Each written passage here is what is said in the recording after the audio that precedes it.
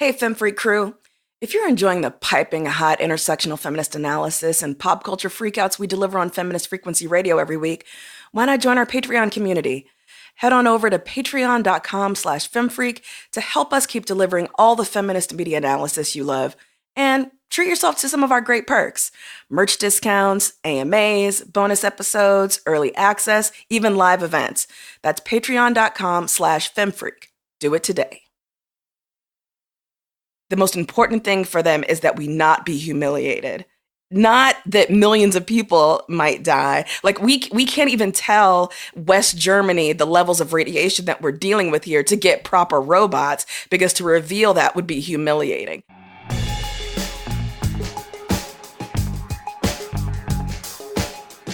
Welcome to Feminist Frequency Radio. This is the show that asks you to be critical of the media you love.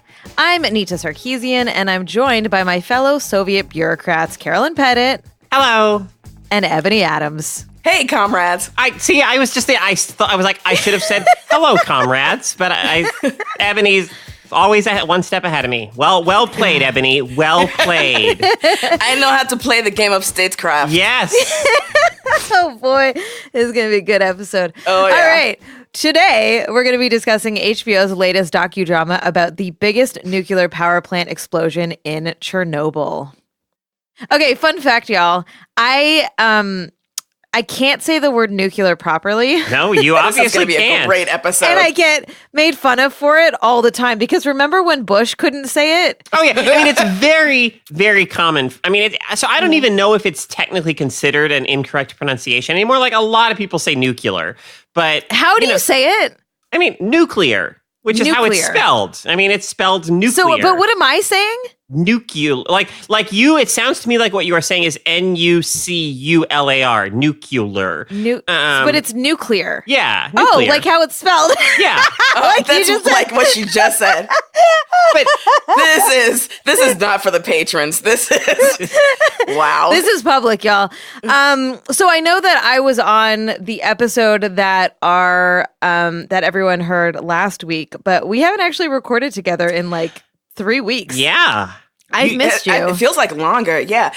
I've missed talking to y'all. Yeah, me too. Me too. And I miss you making fun of my inability to pronounce basic words. You won't miss it by the end of this episode. I was thinking as we were talking about discussing Chernobyl, like the whole time I was like, but I can't say that word. Right. How do we talk about this show without me ever having to admit that I can't say nuclear? Boom. Nuclear. There you go. Nuclear. I can do this. I got it. This is going to be 50 minutes of Anita going nuclear. All right. Why don't you save me from myself, Carolyn, and give us some entertainment news? Okay. Gosh. So, obviously, been a number of stories in the time since I last did one of these. So, I'm just going to try to hit a few of the highlights here. So, Megan Rapinoe, star player, of course, for the U.S. women's national soccer team, currently competing for the World Cup. I think they're now going to be in the finals. As we record this. She garnered some attention, some controversy, one might say, recently when asked, when in response to a reporter who said, like, are you excited about going to the White House? Presumably, like, in the context of you're going to win the World Cup and then you're going to be invited to the White House. Her response was, I'm not going to the fucking White House. Which perfect response. Perfect response. I mean, exactly the response that question deserves right now. But this obviously became like a huge thing, and what the most kind of there's a few things here for me. Is like yes, we should be celebrating that Rapinoe said this. I do like but I'm more of the perspective that why is it still so rare? Like, why aren't, we have concentration camps on the border right now. Like, currently, we're actually recording this on the 4th of July when, there's this like fascist military display that Trump is planning with like tanks in the Capitol and everything. Like, I feel like this is the point where every everyone all of the time, every organization, everyone should be constantly calling this stuff out. But we have allowed it to be so normalized. Like, we are letting fascism be normalized by just like not freaking out about it or calling it out or responding to it appropriately all the time. But anyway, Trump's response, of course, always revealing into his sort of childish temper tantrum throwing, has to get his way psyche, was on Twitter. He was like, he basically said, I wasn't even going to invite the team, but now you're coming to the White House, win or lose. Yeah. Wow, did he? Wait, really? It's spectacular. That was his response? So anyway, yes, Megan Rapinoe, thank you for not just playing the role of the grateful. Megan Rapinoe also famously was one of the only sort of athletes, white athletes and athletes outside of professional football who took a knee in support of everything that Colin Kaepernick was doing a few years ago. So this is a pattern for her of obviously of resistance to awful shit. But yeah. She's amazing, and her girlfriend Sue Bird, I think, is her girlfriend. Sue Bird, yeah, who plays for the WNBA, wrote this this great piece that came out this week called "The President Hates My Fucking Girlfriend." Yeah. And it's this very lighthearted but also heartfelt sort of celebration of Megan and what she represents in her inner strength. And I encourage people to we'll put it in the show notes, the link to it. But one of the things that she says is, she mentions Megan's support of Colin Kaepernick. And she's like, it's not that Megan is, fearless in the face of these things because she's like a stone, because she doesn't feel, it's because she feels things and because she's so sensitive that she does these things. Right. Like, for her, there's no other option. And I'm so inspired by people who are, true allies who are like, at some point I got to put my body and my words, they got to match up. Speaking of Colin Kaepernick, so Nike, it's been revealed, I believe it was a story in the Wall Street Journal where this first came out, that Nike was going to release a shoe with the Betsy Ross flag on it. And Colin Kaepernick was like, that was kind of racist. I mean, the history, certainly of that symbol today, it has some racist charge to it, and Nike deferred and is not releasing that shoe. And so now what's happening is that all of the conservatives who first started boycotting Nike for life back when they had that big Colin Kaepernick ad in the first place, they're now boycotting Nike for life in the wake of their because the first time wasn't enough. It didn't take. So damn. Pretty hilarious. So that happened. And finally, I want to mention also the news has just come out, came out yesterday as of this recording, that I am, just as a general rule, I am super not excited about Disney's live action remakes of their cartoons. I just don't find, I'm just not the audience for them. Cinematically, they just seem so just bland and straight, copy paste, and just not as interesting generally as the animated versions. So why bother? But there is reason to at least be excited or to celebrate the news that that singer Halle Bailey has been cast as Ariel in their upcoming live action remake of The Little Mermaid. And this is super interesting, actually, because just yesterday, pop culture critic Lindsay Ellis did this long Twitter thread about liking and not liking various things. But part of the conversation was Disney. So her conversation was specifically about Captain Marvel and Battle Angel Alita, which are both film properties that happen to now fall under the Disney umbrella because Disney owns literally everything. But how, she's people expect me to be rah-rah empowerment over this stuff, but it's a massive corporation. They don't actually care about our best interests. I'm not gonna be I'm not going to think that Disney actually is doing stuff because they care.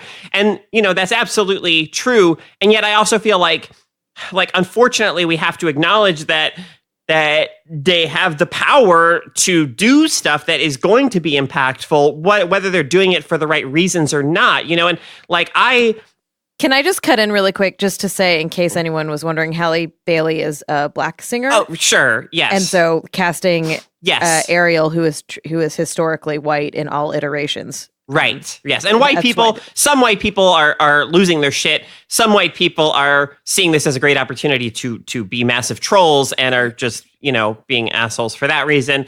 But yeah, I think about how, I don't know. I just feel like it's this frustrating place to be in, to feel like I have to be grateful when massive corporations do stuff like this, but also I am, because they have way more power to move the needle than on a larger scale than, say in other groups or artists or what have you. And so it does matter. Yeah. It does matter, Yeah, there's this phenomenal artist named Vashti Harrison who has wonderful images of Black mermaids that she's been putting out for years. And these are fantastic representations, right? But as you say, Vashti Harrison is not a household name. Her prints were they're not going to be made into figurines that are sold in, Target and Walmart and everything. But Disney can and Disney will to do those things. And so at the same time that we bemoan the sort of, capitalist momentum that propels culture change, it is a reality of the society that we live in right now. And it absolutely does matter that, young Black girls are going to be able to see a figure like this. And, Disney does not fuck around. If Disney invests money in something, the marketing push, the merchandising push, they're serious about it. This is not going to be buried in any way. And it's still so rare that Black girls get to be, I hate to use the word validated when we're talking about dollars, but that's essentially what we're talking about, right? We know what's important to us culturally by how much money is spent on it. And young Black girls traditionally have not had a lot of money spent upon their enjoyment. Yeah. Cool. All right, let's before we leave, can I just shout out the dude, the troll who was talking about it and was talking about why it's impossible for a mermaid to have dark skin. Shut up. Scientifically, why this wouldn't happen because of please shout him out. sun wouldn't penetrate to the lower level of the ocean, and someone just responded and was like, "Are you they wouldn't have boobs either, dude. You're talking about the scientific underpinnings of a half mammal, half fish woman. Let's start there." Wow. Yeah. That's real special. I'm really glad that, yeah. Cool. Mm-hmm. Let's take a quick break before my brain explodes. Hey, Feminist Frequency Radio listeners, we would love for you to join our Patreon community over at www.patreon.com/femfreak. Do it today.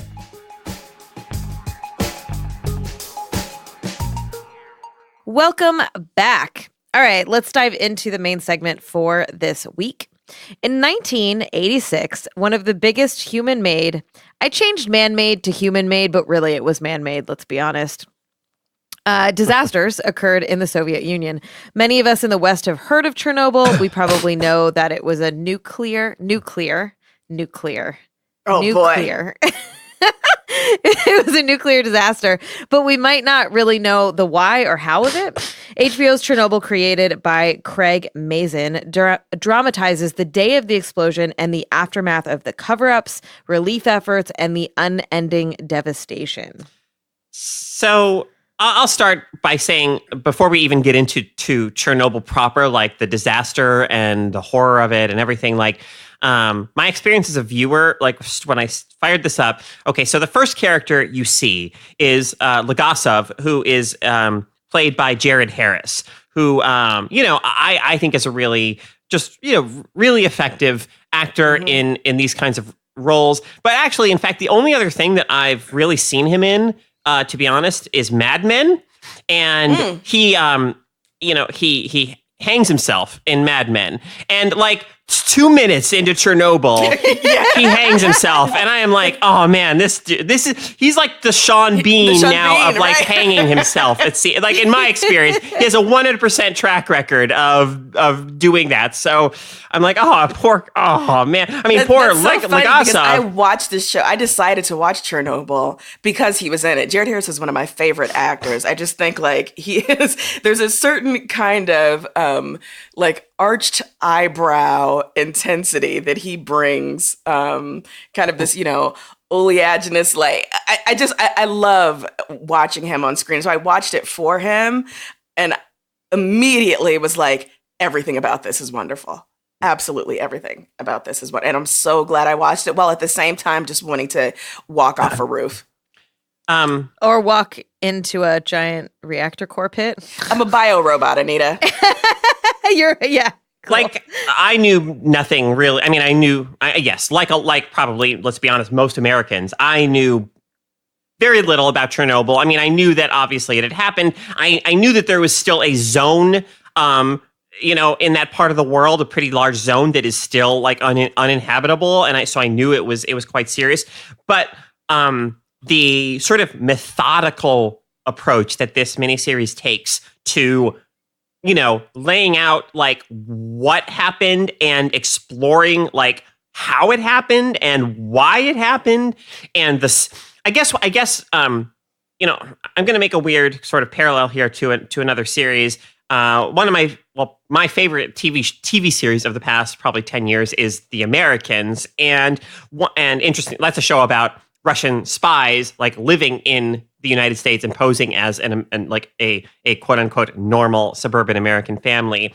And like I always felt part of the reason why I loved The Americans is that I always felt like the villain on that show was rarely like a person, and it was always like a system. The systems in which the characters were trapped, and not just the Russian spies, but like the American FBI agent trapped in his own kind of system, and so on and so forth. It was interested in that. And Chernobyl, obviously, there's the villain of the radiation itself, like the reactor explosion, and radiation from it as like this invisible killer, such that it becomes at times almost like a horror film in the way that that you don't know where it is and how it's working, and the effect that it has on the bodies is so horrifying. But also, Chernobyl is so insightful about like how the whole system of like Soviet, politics around like maintaining the ego of the nation and not admitting any fault, both like led to, in a way, the disaster in the first place, and then it made dealing with the disaster and fixing the problem at like other reactors so that it wouldn't happen again, like so much more difficult than it should have been. Yeah, the thing that stuck out to me, so it definitely discusses the systemic nature of how something like this could happen, the systemic nature of sort of Soviet rule and the way that power corrupts. But the thing that really, like, when I was like, why did this happen? I was like, it's toxic masculinity. And yeah. I was talking to a friend and he was like, but like, he was just so startled about me saying that. And I was like, he was like, but it was a systemic thing. I was like, but even then, it was also about toxic masculinity. The thing that I think the show, this particular miniseries did was it showed these men who made choices purely out of selfish reasoning or out of like large scale sort of pride to the state, which I would argue is also selfish in the context of this kind of a disaster. So seeing the way that the show unravels, I think, is really smart. It shows you all of the stuff from the beginning, right? The explosion happens at the very beginning, and this guy, who you don't really know anything about, kills himself. And then it unfolds. And so we see in, this sort of jarred back and forth timeline of these men who made choices because they wanted promotions. Watching Dyatlov in the control room refusing to acknowledge that the core could have breached because that's impossible. Everyone on the show made it clear to us that it's impossible for that to happen. And watching the aggressiveness and the violence in his tone, the threatening nature, the like get in line or go home kind of attitude was extreme with him, but you saw it across the board in everyone we encountered, right? Yeah, and it was so interesting the way that this show gives us various models of that peculiarly like Russian / Soviet masculinity, right? Because you have the people at the highest levels of this central committee and the sort of, elite power levels that they represent and the halls of corridor that they navigate. And then you have, people at the sort of the middle levels of power in the ways that they enforce, rigid discipline and obedience upon the men underneath them, these sort of lower ranking figures. And then you have the people who are actually sent to deal with the crisis, who have to put their bodies in harm's way. So the firemen, the miners, the police officers, the soldiers, the rank and file of men. There's no level other than sort of the scientific community as represented crucially by one of the few women that we spend time with, is there a like functional model of masculinity here that allows for, sort of truth or true conversation? It is all about the illusion of power and maintaining the illusion of power and supremacy. It's as you say, Anita, that the important thing was for, and this is a line from I think episode 4. Sherbina says it is. The most important thing for them is that we not be humiliated, not that millions of people might die. We can't even tell West Germany the levels of radiation that we're dealing with here to get proper robots, because to reveal that would be humiliating. Rather, we will hope for the best and just, deal with the fallout. And yet, as intrinsically Russian as, so much of this certainly is, I mean, I think it's, important that viewers not look at this and be like, oh, but, okay, that's all of this is only something that could happen in Russia. It's like a uniquely Russian problem, because there were often times where I saw very clear parallels on in one form or another to other things, to things that are going on right now. There's a really great line where the Emily Watson character, Emily Watson's character is like she's one of the fictional characters in the show, but she's like a composite character to represent, I think, all of these scientists who were working under or around or with Legasov to kind of piece together how the hell this could have happened. But she goes to some, official and she says I have to go to I have to do something about Chernobyl. I have to go to Chernobyl, and he says yeah, there was an explosion at Chernobyl, but it's not a problem. And she says, I can assure you it is a problem. And he says, I prefer my opinion to yours. And that is, and that's kind of the whole climate change debate, in a nutshell right now, is these politicians, people who are comfortable in their positions, people who are profiting off of the way that things are. And just basically, and they're in a position to say well, I prefer essentially to believe that this isn't a problem. And of course, making the problem infinitely worse, but also being a huge hindrance to those who would seek to actually address the problem that we're facing. Yeah, when Legasov is, preparing to give testimony at the trial, he's speaking to, this high-ranking official in the KGB, and the KGB says, after the trial, we'll deal with the reactors, but the trial is going to give us our villains and our hero, and then we will have the truth. Yeah. I was listening to, so HBO released an official podcast about Chernobyl, about the show, and it's with the creator, Craig Mazin. And it was interesting to listen to him talk about some of the creative choices they made, but also just like his process in researching and dramatizing and the choices in terms of like what things are really real and like the words that people said versus things that were, made for TV or to simplify, or just not having the information, like not really knowing the motivations of some of the people that died and why they made the choices they made. But one observation that he made, and this is purely his opinion, but I thought was really interesting and kind of relevant to what you're talking about, Carolyn, is he was so fascinated by the fact that he believes that it was only in the Soviet Union that this could have happened and been cleaned up the way it did because of the sort of unified, we are in this together, the amount of people who knew that they were going to their death in order to protect millions of other people. And he hypothesized that if this happened in America, that we would probably evacuate quickly and we would section off the area in which it happened, but that we wouldn't necessarily like draft people in or like request or encourage people to like go into the fucking reactor water, right? Or like,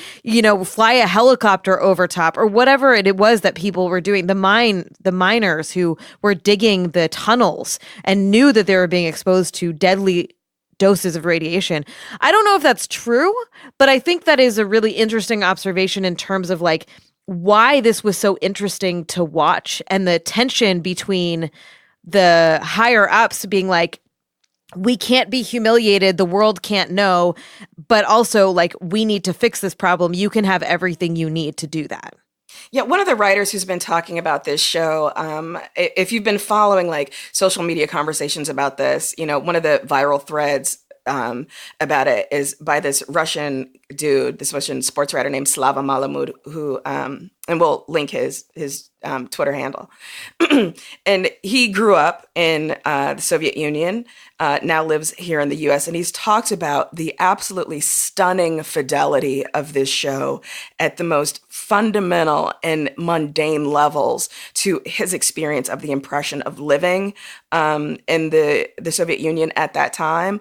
But he also talks about like the way the tone for him really just completely captures this peculiar, like Russian ability to both question authority while still maintaining, this deep patriotism. And that undergirds these choices that we see these men make. Because as you say, Anita, like, at some point, Sherbina and Legasov, like, they just stopped lying to the folks, right? And they're like, all right, you're going to go in for 90 seconds and, we'll take care of you after, but this is going to be bad. You will die. Like, you are going to get cancer, right?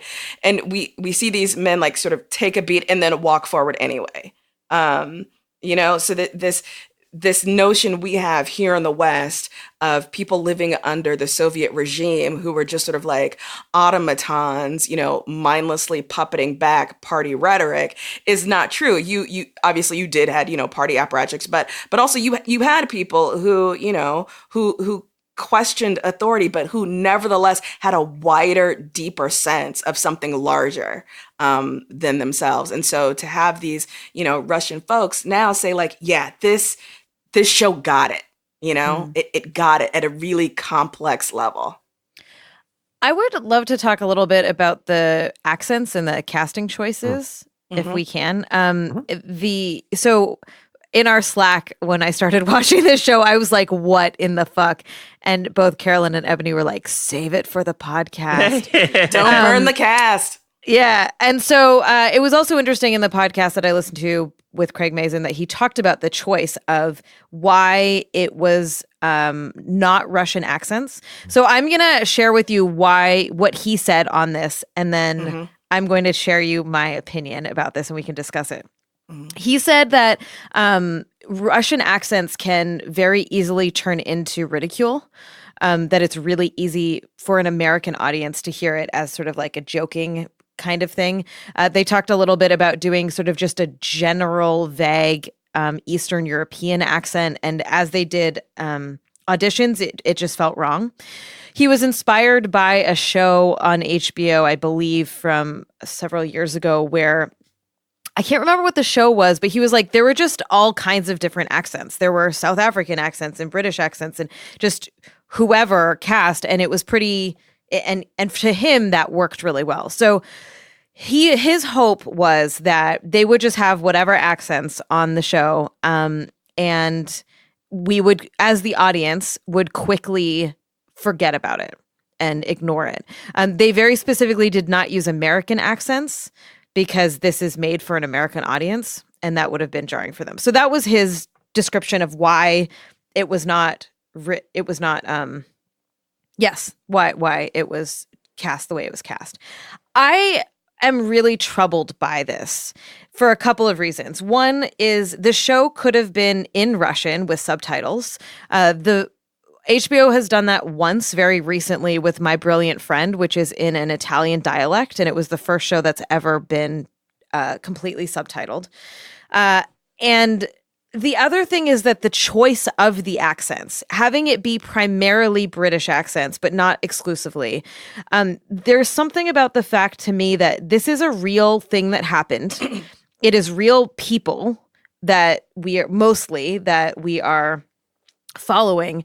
And so it's not just like some fictionalized version of some thing that happened in the Soviet Union. It's like a real thing. And so to me, using the accent of the empire to some degree to dramatize this felt really gross. I mean, so I'm a little torn. Like I think you can make an argument that it should have been with Russian actors in Russian, like because that's the historical aspect of what happened. However, I do also, I mean, and there are limits to this, right? Like obviously, conversations around acting and what's appropriate in acting have become a lot more challenging. I mean, interesting and valuable and necessary, but also challenging in recent years as we start to question, like, well, what is it appropriate? It's not appropriate to cast, for instance, a non-trans actor as a trans person anymore. And obviously, like, I agree with that, but like, that's a fairly like recent rethinking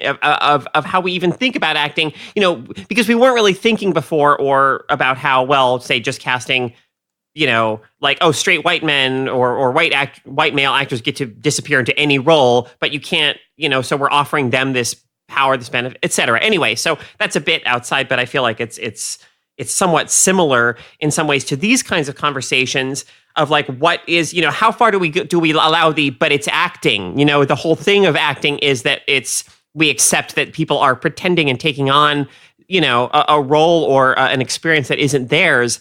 Like, because I feel like, certainly I think I probably would have still been interested in and watched this series, like if it had been in Russian with Russian actors.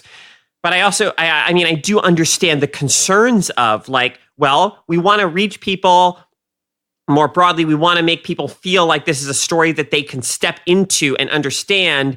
And a lot of viewers, who may, who have that familiarity with Jared Harris or with Stellan Skarsgård, or, or like maybe it makes it feel more accessible to them if it's in English. And I say that as somebody who loves foreign films and I love watching things in different languages and with subtitles, but I don't know, like I'm conflicted. I don't feel like I have a strong commitment to either side here at this moment. Yeah. I was one of the people who watched it and was, I don't want to say grateful that it was in English, but certainly, am cognizant of the fact that there are, subtleties that I picked up on because the dialogue was in English and because the various English accents that we got added to this sort of, accumulation of impressions that let me know more about character, right? So the sort of, very proper, sort of refined English spoken by, people in power versus the sort of, very working class accents, like, although I just think that, my ear is more attuned to those gradations and complexities than they would be if I was listening to this in Russian, right? So even though I might not be able to articulate at a conscious level what those differences in sound mean, nevertheless, I am picking up on them, and they do contribute to my impression. And I also am led here, again, going to go back to Slava Malamud and other, Russian folks who are saying, like, I am glad that, first of all, that this is not many people have said this is not a film that would have been made in Russia. And the Russian films that have been made about Chernobyl are largely not this faithful, not this accurate, don't have this level of detail. They are much more simplistic. That they appreciated that there wasn't some sort of like, cod Russian used or Russian accents used, because it actually weirdly allowed them to become more immersed in the story. And I'm thinking of a particular example. So this is funny. The actor who plays Bacho in this series is an actor named Faris, who is a Lebanese-Danish actor who I have encouraged Anita to date with no rationale, but whatever. Anyways, he plays an ethnic Georgian in the show. And so this writer points out he gets the sound of Georgian. So he's like, I don't know how he did it, but he gets like the sort of rounded vowels. It sounds important. And it is important that you hear it in English because you learn, like, one, you're getting an image of an ethnic minority in this area, right? But so I'm just reading directly from the tweet. These subtleties are everything here.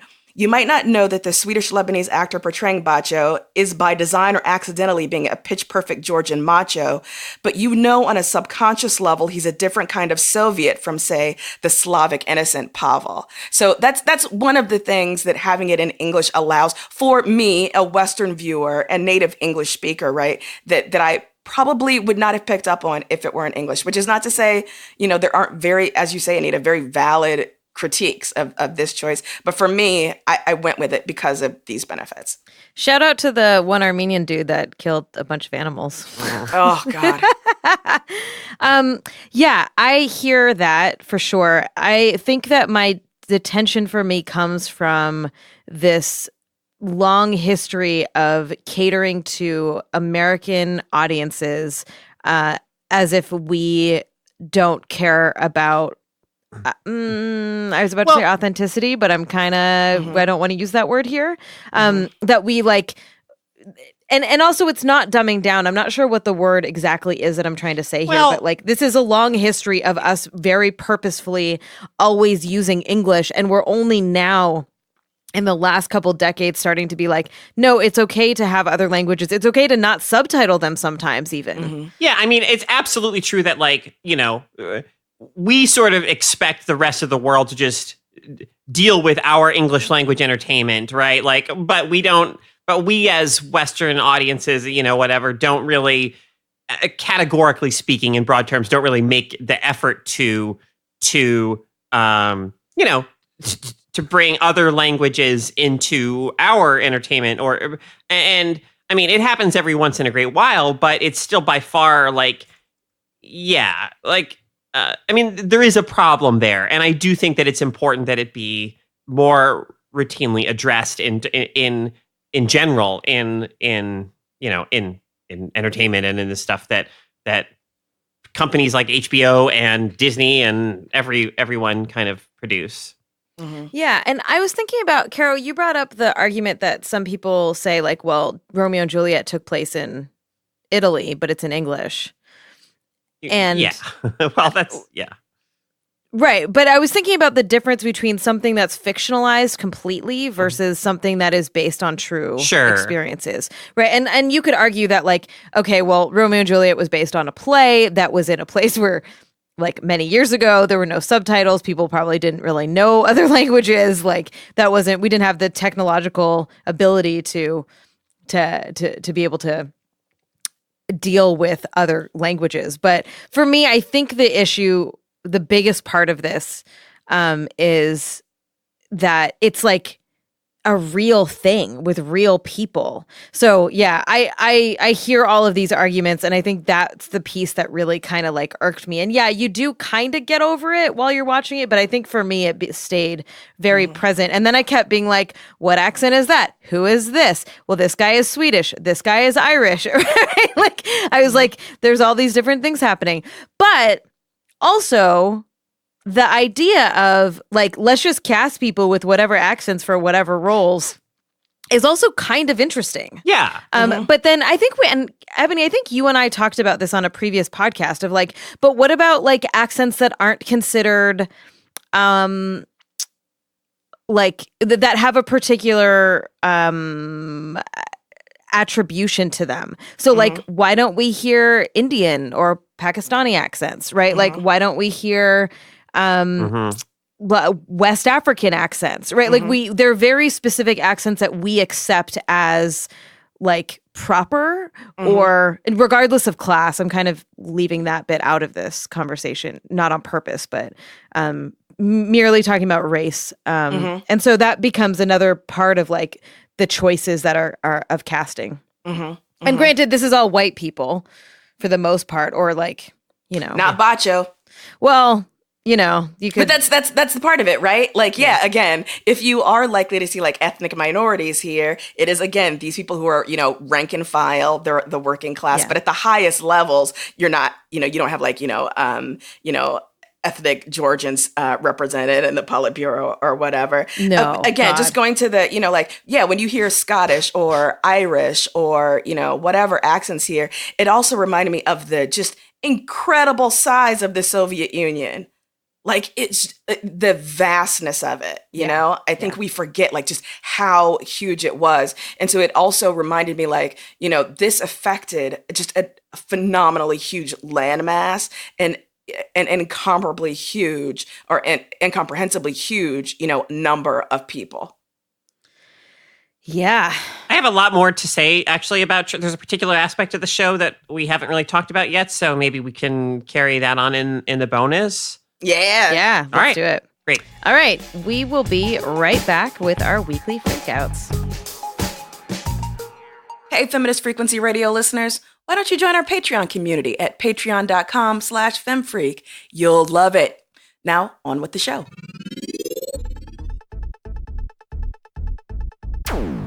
Now it is time to talk about what's been thrilling us, moving us, upsetting us, or infuriating us this past week.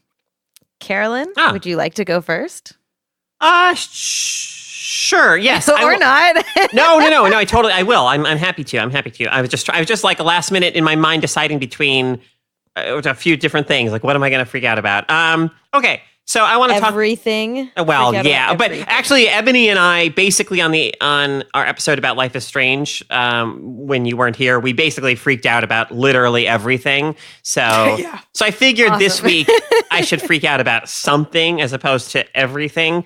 So, so I want to talk about a game called 1980X, and this is a game that I actually just wrote something about it on my personal sort of gaming related Tumblr, and I will link to that and encourage you to read it. But this is a game. It is a pixel art game. It's on Steam and I believe PS4. It's $10 and it takes about 90 minutes to play. And it is a little narrative experience in which you play. So it's set in the year 1980X, which, you know, sometime in the 80s. But you play as this character named Kid. And part of what's really interesting to me about Kid is that I read them as like kind of as genderqueer, gender nonconforming, you know, trans. The game does not specify any gender pronouns for them. And the only voice we hear for Kid is Kid's own, kind of narrating and talking about their life. So the game never like officially asserts one way or the other, but I'm pretty sure that that's the intention, or at least that's certainly my read on it. And Kid is very much this kind of outsider character. And they hint at us about some kind of strife or upheaval in their home. Their family life is not great. And they're looking for like an escape, you know, for a way out, for some kind of connection, some kind of meaning. and they happen to find in their neighborhood this video arcade. And, you know, in the story in the world of 1980X, you know, the video arcade is this place populated by the outsiders, the freaks, the rebels, etc. And really the game, and Kid finds a kind of meaning in their experiences with these different arcade games that they play. And the gameplay of 1980X is you playing those arcade games. Like, so there's a kind of beat 'em up, you know, a game in the style of games like Double Dragon or Final Fight. There's a space shmup or shoot 'em up. There's a like a ninja focused action game. There's a driving game, and there's like a pretty, you know, simple role-playing game. And as games, like, they're very rudimentary. They're not like full-featured, like full-on gaming experiences, but they capture enough, they evoke enough of the experience of playing games like that you get the feeling for them. But they all also take on these larger symbolic meanings within Kid's life and within the struggles of what Kid is going through. And ultimately, like, I just found it to be this really beautiful and kind of exciting game about this really interesting character, who is a character who isn't quite like characters that we often see at the center of video game narratives, and also just a game or a story about the ways in which we as players can find meaning in the experience of playing video games. So again, it's called 1980X, and read my thing about it. You'll like it. It's good. Awesome. Yeah. Ebony, what are you freaking out about? I'm freaking out because I mentioned this on my Twitter feed probably a week ago, but for someone as invested in being a Whovian as I am, I actually, before, I don't know, a few months ago, I had never listened to Doctor Who themed podcasts, most likely because I have such strong opinions about Who. That when people express contrary opinions, I just go nuclear with rage and like my brain shuts down. It's one of those things where I can't be rational. I can't remain open to alternative viewpoints. What, like that David Tennant is the best doctor? What? Okay, so we're gonna stop recording right here. Ebony's gonna like get in her car and drive over here and just like punch me in the face. I'm driving to your house and it's gonna be on and popping. I don't actually hold that strong of that opinion. I just knew that. I know, but you just like to needle me. But that's precisely the kind of opinion that I'm like, I can't be taken unawares. So anyways, yeah, I just didn't listen to a lot of Doctor Who podcasts. But then slowly I have started to, and it relates to what you were saying, Caro, our sort of inability over the past few weeks to maybe participate or soak up as much media as we traditionally do, just because the unremitting bleakness. Maybe that's why I had such a good time with Chernobyl. I felt like, yeah, this is where I am emotionally right now. But I haven't been able to just like, you know, binge watch things or just read a bunch of things or whatever in the way that I have been, because it felt wrong. It feels like if I'm not out there fucking causing trouble for the state right now, what the hell am I doing? Like, I don't have a right to be just chilling with Bob's Burgers when there are people who are drinking out of toilets. So, having said that, in the moments where I am able to, you know, kind of pull back and say, all right, you've done what you can for the day. It's okay to take a break and let your mind stop. I found just some random Doctor Who podcasts. Doctor Who is my happy place. And I want to share this episode that I listened to of this podcast I found called the Who's He podcast. And it's just these two British blokes, but they're the main host of it, this guy named Phil, will have special guests on periodically to talk about their favorite companions. And so the episode I just happened to stumble on, and we'll provide the link, is episode number 322. Okay, first of all, I love that this guy has been doing this podcast for like years now, like dedication. We were just talking about how tired we are. But it's an episode about Martha Jones. Martha Jones is one of my favorite companions. and she gets so much bullshit criticism. There are legitimate critiques of from Adjaman, as an actor. I think she certainly grew more as an actor, about her placement and the timeline for who, whatever.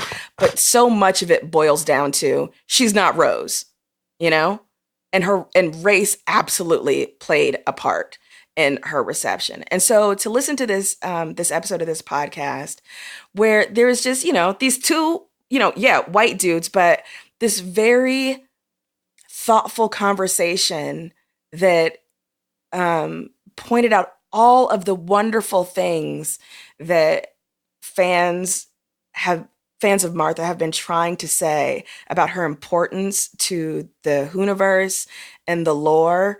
Like, I just kind of needed that. I just kind of needed that. So I'll share it, and it's a very entertaining episode as well. It's these very two funny hosts, and the special guest that Phil had on the Who's He podcast to talk about Martha Jones is another podcaster named Martin Havel, who runs the Bad Wolf podcast. So we'll send the links, but yeah, it was a brain / heartbreak that I felt able to take this past week, and it wound up being very good for me. Oh, well, that's nice. That sounded so patronizing. No, I know what you meant. I get your tone. I can decipher, Anita. That is nice. Thank you.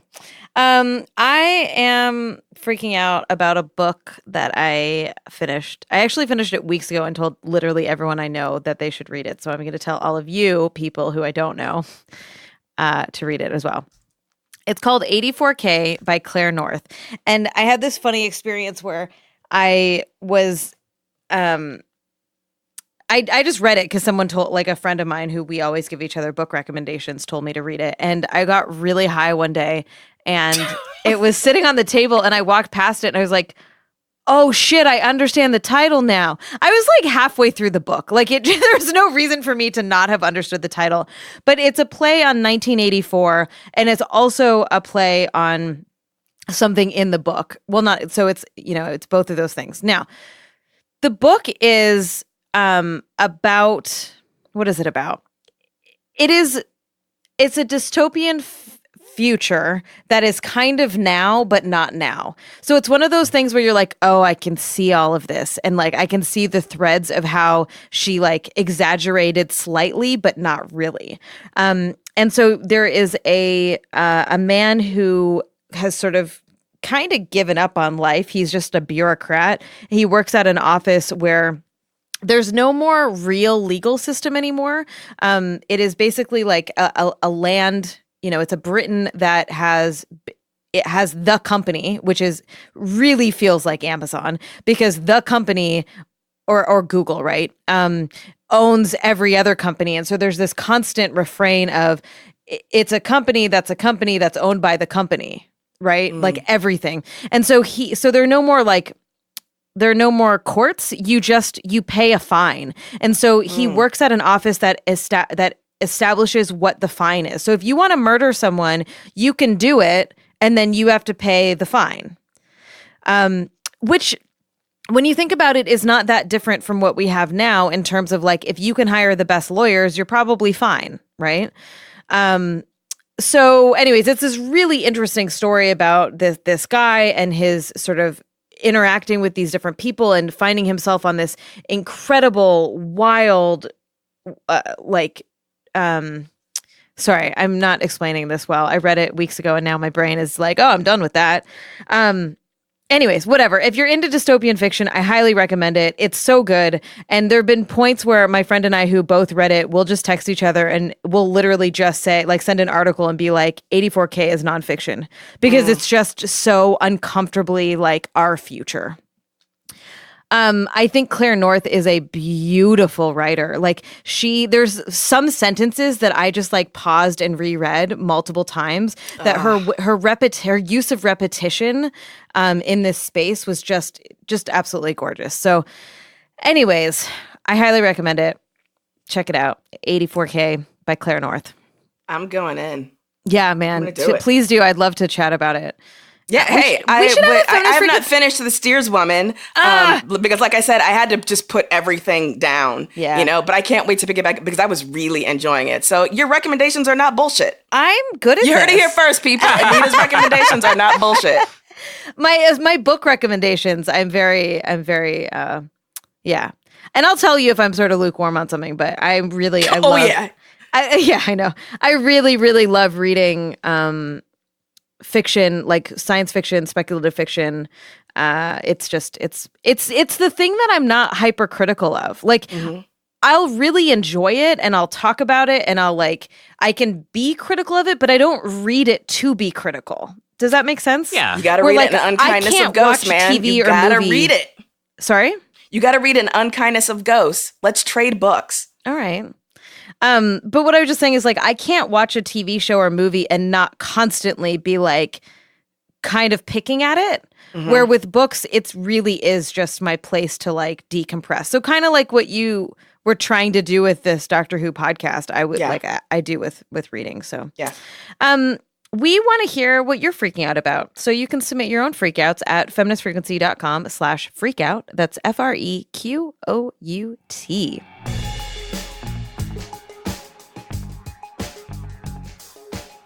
Thank you so much for listening to Feminist Frequency Radio. Stay tuned for the Freakin' After Party, where I believe we're going to talk a little bit more about Chernobyl, and maybe I will share a little bit about my Scandinavian adventures. If you would like to hear that, you have to be a backer of this podcast, which you can do very easily at patreon.com/femfreak. You can find us everywhere great podcasts are found. And if you haven't yet, please go to iTunes and subscribe, rate, and review us because it helps us get more followers. And that is always nice. You can follow us on Twitter, Instagram, and all of the social medias at FemFreak. The show is engineered by Rob Pera. Sarah Norales provides technical support.